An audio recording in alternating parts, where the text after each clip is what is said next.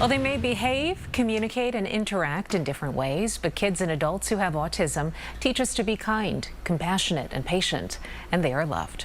This is Autism Acceptance Month, and a local nonprofit is doing everything that it can to promote independence and growth in people who have autism. Lora Slutsky is the Director of Clinical Services at Have Dreams. She works closely with many families, and we're glad to welcome her here today. Lora, hello. Thank you for being here. Thank you so much for having me. Now, what have we learned about autism and how many people that it impacts over the last couple of decades? Well, when Have Dreams was founded in 1996, the prevalence of autism was 1 in 2,500 children. And today, 30 years later, it's 1 in 31.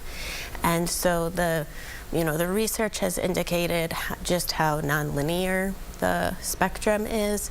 The diagnostic criteria for autism has widened, and so it's allowed organizations like Have Dreams to continue to serve the autism community in a way that feels grounded in research and what we've learned. And we're very proud to offer affirming services to autistic individuals and their families. Is there an age at which people are typically diagnosed? Is it usually in childhood?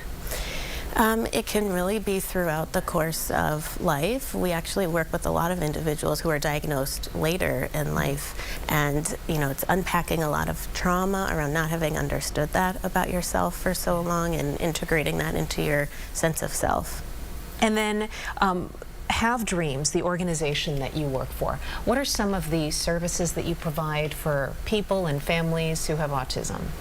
Yeah, so we offer a workforce training program, we have an adult day program, we have mental health therapy services, we have trainings for autism professionals, and we also offer educational advocacy services. What are some of the mental health challenges that someone might face after a diagnosis with autism? I imagine it's pretty different for children, for example, than it might be for an adult who's diagnosed later on in life. Certainly, yeah. So the challenges can vary from person to person, but some common topics that we address in therapy are social communication skills, executive functioning skills, and just managing the stress and autistic burnout that can result from navigating a really unpredictable and chaotic sensory and social world.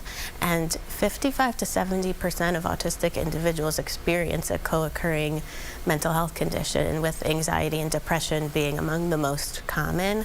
And autistic folks are between 2 and 8 times more likely to experience suicidality compared to their non-autistic peers.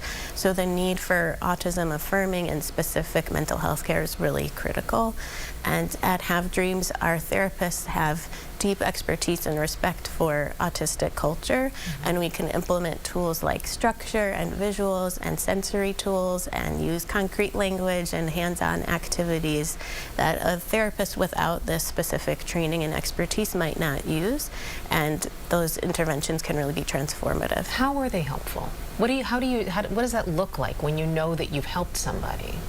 Yeah, our services are what we call affirming, meaning we are not looking to change anyone or treat their autism, right? Their brain is just wired a little bit differently, and there's nothing wrong with that. So a lot of what we're doing is saying, you're okay. There are some things that are a little bit different about how you might process information or relate to the sensory world or interact or communicate, and we're just here to help you understand that about yourself, and if you need get accommodations, in work and school and in the community. Well, doing that must feel very rewarding for you. 100%. Wonderful. Laura, thank you so much for being with us. Thank you for having me. Appreciate your time.